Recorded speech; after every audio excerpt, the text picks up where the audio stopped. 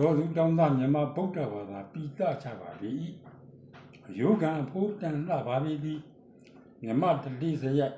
ထုံတန်းစင်အလားသဘာဝအတိအထာများချစ်စရာကောင်းလာပါသည်လူငယ်များကလည်းလူကြီးသူမတို့ကိုလေးစားကြယူသည်ကြသည်လူကြီးများမှလည်းလူငယ်သဘောသဘာဝကိုသိတတ်မြင်တတ်ကြသည်မယုံမကြည်မရှိကြကျင်နာတနာပြီးသသာထက်သန်သူများဖြစ်ကြသည်ဒေါ်တင်လာမှလက်ပေါ်မှာပါလာပြီးစားပွဲတောက်ပွင့်များစားတော့ကြဖို့စီမံပြီးအောင်နိုင်မင်းနဲ့အောင်မျိုးစုံလူငယ်လေးများတောင်းကြီးတောင်းငယ်များကိုမယူချပြီးသည်တန်နေပြူနဲ့မိမပြူလေးများကဦးတဲ့ချိန်တဲမှပါလာတဲ့စက်သားဝက်သားငါမယူပြီးအတုအင်းညူကားမှမစားပကံပြီးပြီးနဲ့မှထဲလို့ထမင်းဝဲများပြင်ဆင်ကြတာတင့်ညီလက်ညီဒီကကြည့်နေသူများလည်းအကြစရာဖြစ်ခဲ့ကြတယ်သူတို့အလုံးပြောမဆုံးဖြစ်နေကြပြီအောင်မျိုးစုံနဲ့လှလာမှုချစ်သူစုံပဲတဦးနဲ့တဦးအကျဉ်းသာပူနေကြပြီပန်းနေပြူမှအာနာနေတဲ့အောင်နိုင်မင်းဤမင်းပကံအတွင်းအင်းများခပ်ပြီးသည်အောင်နိုင်မင်းမှလည်းပန်းနေပြူထမင်းပကံအတွင်းစက်သားချက်ထဲမှတေဘက်ကိုကျွေးချေထည့်ပေးလိုက်တဲ့အခါတဦးနဲ့တဦးစက်ကြည့်မိကြသည်အနီးများမှရှိကြတဲ့အချင်းချင်းမပြုံးတုံလေးများပြီးဖြစ်နေကြတယ်မျိုးမင်းပြင်စောလာထွန်းတို့နဲ့ရှွန်းလက်ကြီးဦးစာဝင်းမိမိနယ်တို့ကတော့သူရပြန်ကိုရပြန်ညစ်ပြီးခြင်းများထည့်ပေးကြလို့ကွက်ကြအောင်ရည်နေရသည်ကလေးသူငယ်များကိုကြည့်ပြီးဒေါ်လေးမတို့ရောရောင်ကြည်နူးနေကြရသည်ပျော်ပျော်ရွှင်ရွှင်သမင်းဝိုင်းလေးပြီးဆုံးသွားသည်ဒေါ်လေးမတို့ဖျားလို့တစ်ချိန်ကုမြင့်ကြီးညိုကြလူတန်းခဲ့ကြကုသိုလ်ပြီးခဲ့ကြပြီးမှုသာတော်ကြီးအနားယူရင်သာစိတ်ထဲမှာရှိသည်ပဲနှင်းပြူဤအတော်များအောင်နိုင်မင်းတို့ခင်မင်းရင်းနှီးသွားကြသည်ခါရဝထားပြီးအောင်နိုင်မင်းကဖိတ်ခေါ်ပါသေးတယ်ဒေါ်လေးတို့ကျွန်တော်တို့အဖွေးကိုကျိုးမွေးတာကျေးဇူးတင်ပါတယ်ကျွန်တော်တို့နေတဲ့အရက်ကိုခိုးချင်ပါတယ်ဖះကနေအမိုင်ခွဲလောက်ပဲဝေးတာပါစလင်းချောင်းကိုဖြတ်ရင်ရောက်ပါတယ်လဲလဲခဲ့ပါဦးဒေါ်လေး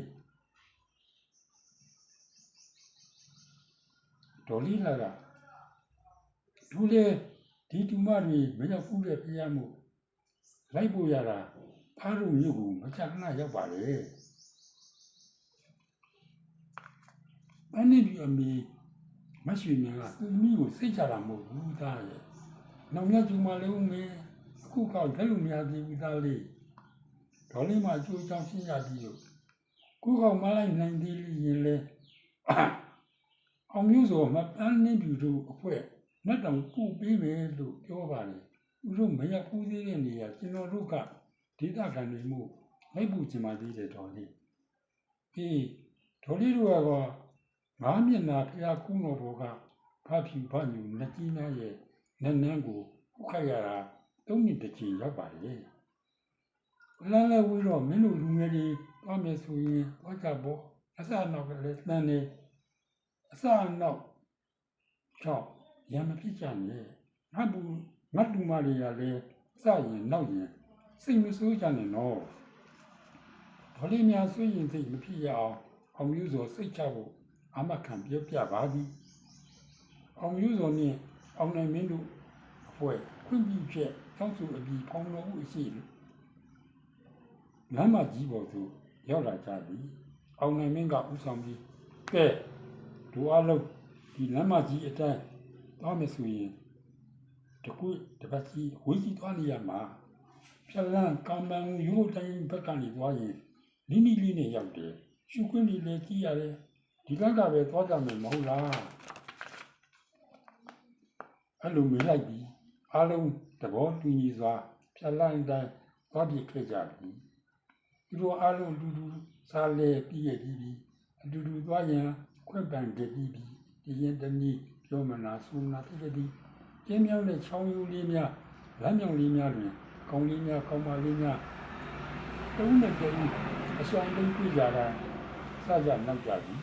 စိတ်ဆိုးတတ်ကြညက်ကြီးပြီးရ ရံဖြစ်တာမကြိုက်ဘူးလို့လည်းပြောဆိုကြသည်ကိုရခင်အချိန်ကကာလကငါမျက်နာကမ်းပေါင်းပေါ်မျက်စိလို့လည်းမရမျက်စိသွားပြီးဆိုတဲ့လူကျွန်းပြည့်ကြသွားအောင်မျက်ကြည့်ပြီးဆိုကြသည်ပြောပြပါပါစခြင်းနောက်ခြင်းကိုတော့ခွင့်လွှတ်ပြီးခံတယ်လို့ပြောခဲ့ဆိုခဲ့ကြပါသည်စီးရခင်ကစားလို့ယခုချိန်ထိတိုင်ပြစဉ်ကျင်းပမည်ဖြစ်သောပွဲတွင်ဖြစ်ပါသည်သူတို့အုပ်စုအခြားအုပ်စုချင်းချင်းပြကြမယ်ဆိုလို့ရှိရင်မင်းချော်လေးများဖြစ်ကြသည့်ပန်းနှင်းသူတို့အဖွဲ့ဟာအိမ်ကကလေးဘယ်သူနဲ့ထားခဲ့လဲ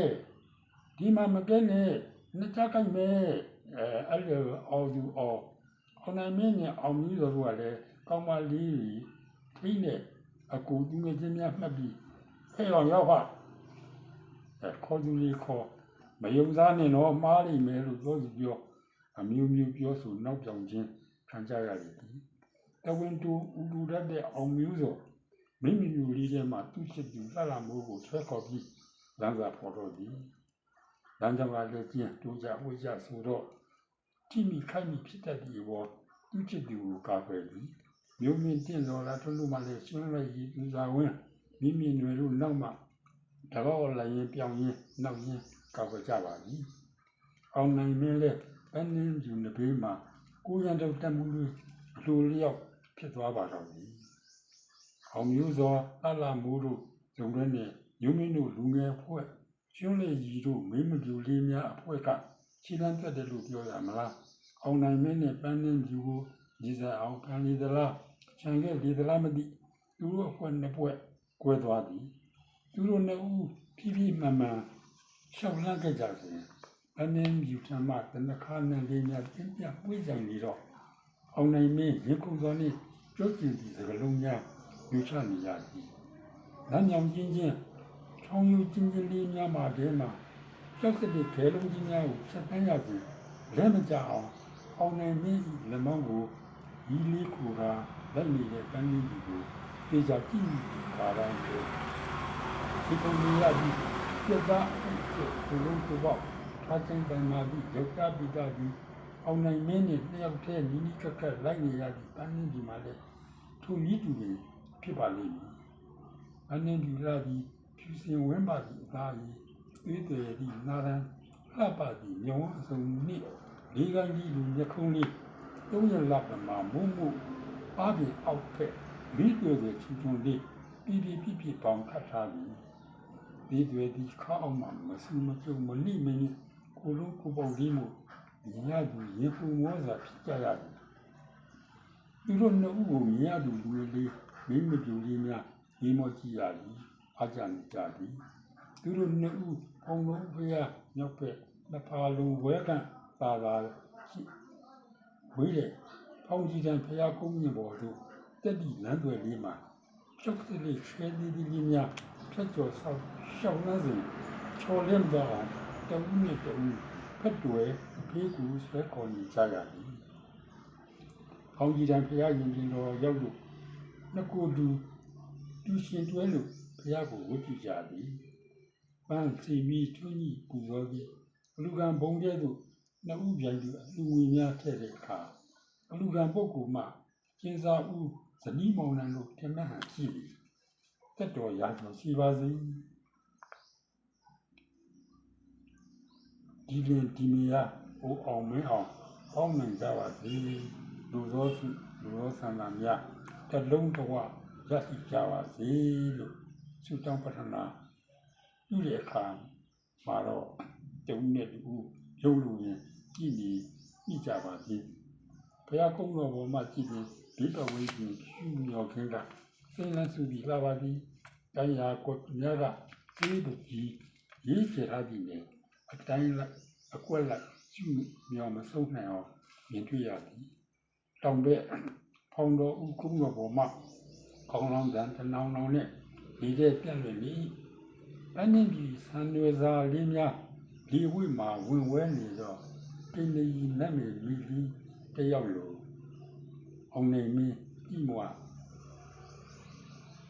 ဖြစ်ခဲ့ရသည်သူတို့နှစ်ဦးဘုရားကုန်းတော်ပေါ်မှာဆင်းလာပန်းနေပြီချီချောလဲတော်မလို့အဖြစ်အ အမှတ်မထင်အောင်နိုင်မင်းကိုလှအပဲ့အတန်လေးမပွင့်လို့ဝင်ဒစ်စင်ထွက်ပေါ်လာတာကအိုးမောင်ကြီးလုပါဦးဆိုတဲ့တကားတန်နဲ့အတူတဦးနဲ့တဦးလဲမကြအောင်ကြစ်ပါဆက်ကြထားကြခြင်းမတ်တက်လက်ရဲ့တောင်စီလျောမှာချော့ကြနေပါလို့တောင်ကြီးစင်ကြီးလျောရောက်ပြီးတိုင်းအထားကြပြီးလည်းများမလွတ်မိကြပြီးပဲလုံးကရင်ပူလိုက်မောလို့နေကြတယ်အောင်နိုင်မင်းလူသိလို့မရတော့တန်းင်းကြီးခန္ဓာကိုယ်လုံးကြည့်ကြည့်ကလေးကိုတပည့်ကြီးမွေးတကောင်ရစ်ပတ်တကယ်သူဥယျာဉ်ကွင်တဲ့လက်ဝင်မတက်ဖက်လိုက်တော့ဆိုတဲ့အတန်လေးနဲ့အတူအောင်နိုင်မင်းကပန်းနှင်းကြီးကိုမောင်သိချစ်တဲ့ပန်းနှင်းကြီးရဲ့တို့ပြောမိရတာဖြစ်သွားပြီချီရွှမ်းတဲ့မျက်လုံးလေးများကအယောင်တစ်ပြည့်လင်းလက်လိုနေသူနဲ့ဦးတော်စလေးထဲမှတစ်ပင်ကြီးအောက်ရောက်တော့ရင်းကလေးများချစ်တင်းတော်လို့ကြော်မြူးနေကြသလိုအောင်နိုင်မင်းသူ့ရင်ထဲကမောင်ပန်းနှင်းကြီးကိုစတွေ့ကြတဲ့ချစ်မိသွားတယ်လို့ပြောရင်ယုံမလားရင်ပန်းနှင်းကြီးချစ်ရမယ့်သူရောပန်းနှင်းကြီးမှာကြည့်ပြီလားမောင်မှန်တိုင်းပြောတာပါဒီလိုနှစ်နှစ်ကာချစ်ရမယ့်သူမရှိခဲ့ဘူးဒီလိုလှတဲ့ချစ်သူနဲ့လေမတွေ့ခဲ့ဘူးခုတွေ့ရတော့ဝမ်းမှာပဲသိနေပြီအခုချစ်တဲ့နောက်လို့ပြောခဲ့ဘူးသူမရှိတဲ့သူမအပေါ်ချစ်တယ်ပြောလို့ရင်ခုန်တာလည်းမရှိခဲ့ပါခုတွေ့ခုချစ်တယ်ပြောရမှလည်းချက်သေးလေးများဖြာလို့နေအောင်နိုင်မင်းကိုဒီမှာချစ်မိသွားပြီလားဝေခွဲမရနိုင်အောင်နိုင်မင်းတကယ်ချစ်တယ်ဆိုတာဟုတ်မဟုတ်သိကျင်တာအမှန်ဖြစ်နေတော့ပန်းနေပြီးချစ်သူချစ်မရှိသိကျင်ကိုအောင်မြူးစော်နဲ့ကောင်းမလေးတွေမြည်ရင်ဒီမှာပါမောင်ရင်ဒီမှာကိုချစ်တယ်လို့ပြောရသူရှိပါတယ်ရင်မခုန်ခဲ့ဘူးချစ်လည်းမချစ်ခဲ့ဘူးယောက်ျားလေးတွေအရေးပြအလှပေါ်ရန်ကိုကြည့်ပြီးချစ်ကြတာချစ်လို့ဝါရင်ချောင်းထုံးထားသူတွေများပါတယ်ဒီမှာကတော်ရန်ပိုင်လေးပါကြားလာရင်နှစ်သက်မှာမဟုတ်ပါဘူးကိုအောင်နိုင်မင်းသူစကားကိုကြားလိုက်တော့ဝမ်းသာလိုက်တာပန်းနေစတွေ့ကြတဲ့ကသွားလေရတော့ကောက်လိုက်နေပြီလားချစ်တို့ပေါ်တော်ရန်ဘန်းလေးလိုလဲပုံထားပါအတာဝရီနေနီနတ်တန်းနဲ့လေးနှစ်တောင်မောင်မလေးနိုင်တယ်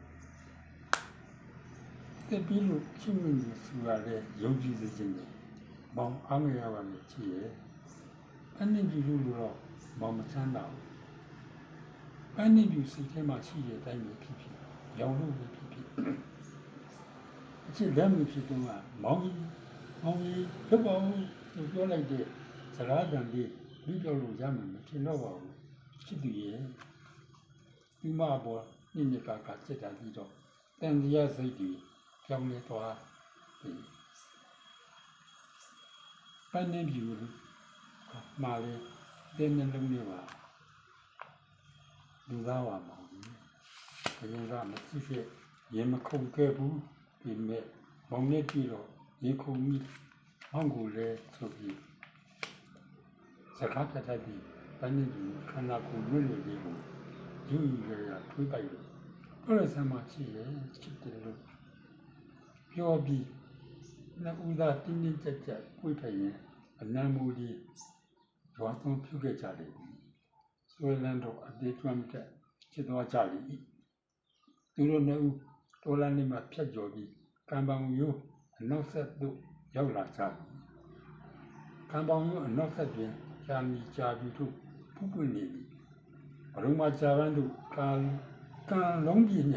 ဖူးပွင့်ဝေးစားနေပြီဒီကနေ့ကြာပနာတင်လို့လှကျင်တိုင်းလှလို့နေပါပြီကံပောင်ရိုးကကျေဝန်းလာပြီးမို့ချစ်သူတို့ကိုမြင်သွားကြတဲ့လူငယ်လေးများအဆောင်တိတ်တွင်မကြကြအားကြတယ်ကွာစူဇန်လေးများကဒီနေ့စီယာစီနူးစီယာဖြစ်ခဲ့ပြီးကံကြီးပြင်းထက်ဂျာမန်များကိုလူငယ်လေးများစင်ကျွတဲ့ထဲအောင်နိုင်မင်းလေးပါပြီဂျ ဂျပန်များချိုးလာသူလူငယ်များထံမှဂျပန်များကိုမိမလူကြီးများကောင်းလို့သူတို့ကပြေးကြသည်ချစ်လို့ပြေးတယ်လို့လည်းပြောတတ်ကြ၏သူတို့နှစ်ဦးကံပေါင်းတိုင်းလျှောက်လန်းလာခြင်းမြင်နေရသည်ဖျားတောင်ဘက်အရှိဘက်ကိုပင်ကြီးများအောက်တွင်ဖျားဘူးဧည့်သည်များမောမောပန်းပန်းအကျော်ဆိုင်များတွင်စားတော့နေကြသည်အောင်ကြီးစော်တို့အားလုံးလည်းအကျော်စားရင်သူတို့ကိုကြည့်နေတာမြင်ရသည်သူတို့အုပ်စုနှစ်စုစုံမှုကြတော့အောင်ကြီးစော်ကဘယ်လိုလဲကွာမင်းတို့နှစ်ယောက်တော်တော်ပြောခဲ့ကြရတာဟဲ့လို့လှမ်းတော့ပြီးသူတို့ကိုပြုံးပြပြီးအောင်နိုင်မင်းကမင်းတို့လည်းမပြောဘူးလားလို့ပြန်မေးပြီးသူမင်းကြောင့်ရုံမင်းအကြည့်ပေါက်ကြီးကောပြီမင်းတို့အောင်မျိုးစော်တို့ကိုဆိုရင်တော့ထားလိုက်ပါတော့ကွာသူငါတို့သုံးယောက်ဘာမှုညာမှုနဲ့တမျိုးခင်လွဲခံရတာနားလေကွာအားလုံးဝိုင်းအားလိုက်ကြပြီရုံမင်းချောင်းအဆောင်အချိတ်ပြောတာသိနေတဲ့ရွှန်းလေကြီးကဆက်ဆက်ထိမခံဒီလိုနေနာမရှင်ရင်လည်းဘာလို့ကတ်လိုက်နေလဲနေရခဲ့ပါလားအဲ့လိုဆိုဖမင်းကလည်းဒီပါအပပါစိတ်ကောက်တော့မမူလိုက်ပါနဲ့ထိထားတဲ့တင်ပါကြီးရေသူတဲကငယ်လက်လူပါဟဲ့ကျွန်းလိုက်ကြီးစီမဆိုးတော့လဲမျက်စောင်းထုတ်လိုက်တော့အားလုံးပွက်ကြသွားပြီအောင်မျိုးစော်ကြီးနေတဲ့အထဲမှာဒီဝါလုံးကတော့ပြောတာပဲကွာမင်းတို့နှစ်ယောက်ထဲတဲ့ဖြစ်ပြန်ပြောစင်ဆိုစင်တာတွေဖြစ်တာတွေကျင်တာတွေနဲ့အစဉ်ပြေသွားကြပြီလားလို့ကြောင်ကြကြထည့်ပြလိုက်တယ်တို့ကိုမိမိတွေကအလေးချအရက်ခတ်ကြည့်မိထင်သည်မိဘတနခါပြမှာတော့မဟုတ်ဘူးလို့ပြောလို့ကော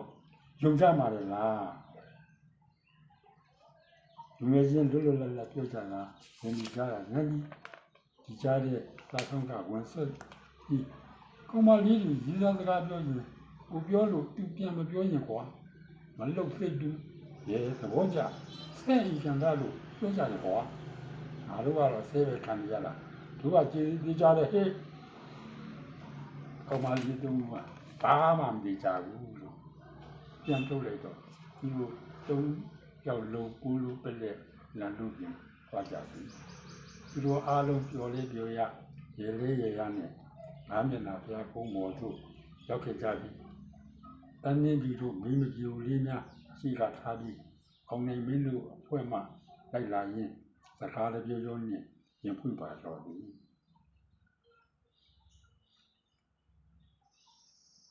အောင်နေမင်းကစားငါမင်းနဲ့စပြီးတော့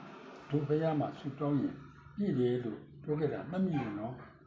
ငါချစ်သူပြည့်ပြီလို့လည်းပြောခဲ့တယ်ကွာဒီချိန်ထိသူတို့ရောက်မလာသေးပါဘူးငါပြမှာမင်းတည်သွားလို့အံ့ဩသွားတယ်မဟုတ်လား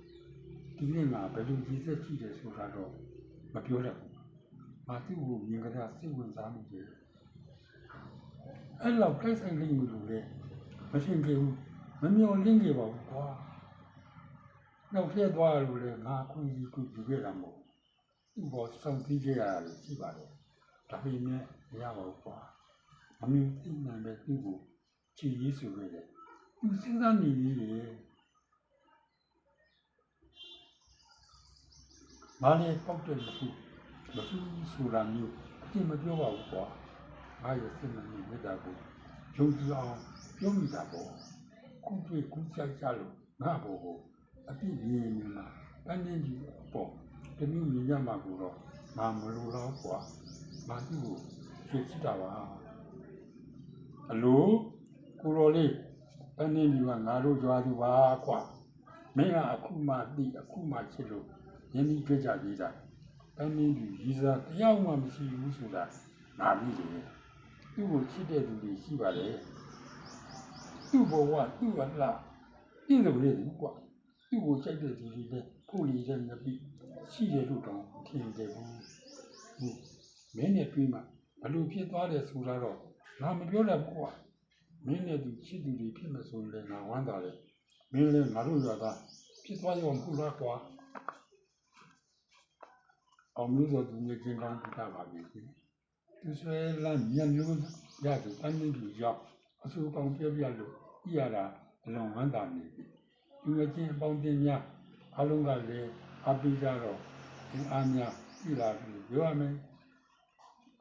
အနည်းကြီးနဲ့ပါလာပြီးမင်းမချောလေးများလဲကွက်ကြီးပြုတ်စီဖြစ်နေတာမြင်ရပြန်တော့သူတို့အားလုံးလည်းဤသားကြပြီထင်ပါပြီသူတို့အားလုံးဖျားဖူးကြသည်နေမင်းကြီးများကိုလည်းဥက္ကဋ္ဌကြီးနတ်တောင်အပြန်မှာတော့တစုတဝေးဖွဲ့လိုက်ပြန်လာခဲ့ကြသည်တရက်ချပြီးနေရာမရောက်ခင်အချိန်တန်တော့အိမ်ပြန်ရမှာကိုသိနေကြသည်အောင်နိုင်မင်းနဲ့ပန်းနှင်းဖြူတို့ဖြစ်သူဖြစ်သားကြပြီလို့အားလုံးသိနေကြတော့သူတို့နှစ်ဦးပြောချင်တာမှားချင်တာမှားနိုင်အောင်ဆောင်ထိုင်းပြကြသည်အောင်နိုင်မင်းရင်တင်းတင်းနဲ့ပန်းနှင်းဖြူတို့ရွာဘောင်ရောက်လာခဲ့ပါမယ်အရှိရမိပါလေလက်တိချင်တယ်တရင်ကမဟုတ်ပဲထာဝရချစ်တယ်ဆိုတာပန်းနှင်းဖြူကိုသိသိပြချင်တယ်ရှိရဲ့မောင်ဒီကေလာမာလာလွမ်းဒီရမှာကညီမပါမောင်ချစ်ကိုယုံပါလေညီမမောင်ကိုချစ်ပါတယ်မောင်ကြီး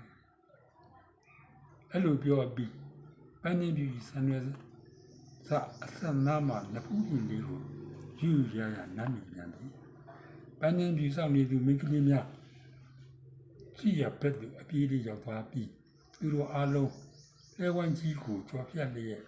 နားနေရာရောင်မကြီးအောက်ကြောက်သွားကြသည်ရွှင်မြူးပြန်လာကြသည့်လူငယ်များအားဒီမတော်လေးများမှလည်းအပြည့်မမီချူတာဆက်ဆံပြောဆိုပါသည်မင်းတို့အားလုံးနေရာလုံးရောက်ကြတယ်မဟုတ်လားကျပန်းကြီးတွေချူလာကြတာပါလားလက်ကအိမ်နဲ့လက်တဘူချစ်ဒီမှာကြည်ပြီးကြောင်ဟေးဖះကပြန်ရင်ကျပန်းတွေပါမှတဘာဝကြပြီးလှတာကွာဒူလည်းအချိန်နဲ့ပြန်မှဖြစ်မှာဒီချိန်ပြန်ရင်တောင်နေဝင်မိုးချုပ်မှရောက်တော့မှာလူလေးတို့လည်းရွာကိုလေလာခဲ့ကြအောင်သူတို့အားလုံးကလည်းလူငယ်ပြီးနေရာဆုံးအောင်ရောက်ခဲ့ကြောင်းကြောင်ကြနောက်ကြတာတွေလည်းပြောသည်အကျော်စားခဲ့ကြတာဒီကမှမဆတယောက်တစ်မျိုးစီပြောနေကြတော့ဒေါ်လေးများပင်သဘောကျနေကြပြီဇာပန်းများလည်းတဲ့တွင်ဆင်ပြီးနွားများကိုလည်းတဲဘိုးတို့မှာချီနှောင်ပြီးဖြစ်လို့အောင်မျိုးစွာနွားလည်းဆောင်ပန်းပေါ်ရောက်ရှိသွားသည်ပစ္စည်းအလုံးတင်ပြီးပြီမို့လက်ထွက်တော့ရန်ပဲရှိတော့သည်ခွဲဝါရတော့မှတိလေတော့စိတ်မကောင်းဖြစ်နေကြရပြန်သည်အောင်နိုင်မင်းကောအနှင်းပြူဟာရည်ရည်များရေဝဲနေကြရတယ်နွားလေးလီစတင်ထွက်ခွာပါပြီနွားလေးလီစတင်ထည့်ရနောက်အောင်နိုင်မင်းတစ်ခေါက်လိုက်နေပြီပန်းနှင်းပြူကိုလည်းကြည့်မွားတဲ့အကြည့်နဲ့ကြည့်ပြီးကြံရစ်ခက်ရှာရတယ်ပန်းနှင်းပြူမျက်နှာပြင်ထက်မျက်ရည်ပြန်ကျနေတာမြင်နေရတယ်နွားလေးလီခလန်းလန်းလေးရောက်သွားတော့စိတ်မထိန်နိုင်တဲ့အောင်နိုင်မင်းပန်းနှင်းပြူရေဟောလိုက်တဲ့အတန်ကပက်တင်ထက်လို့သွားပါတော့သည်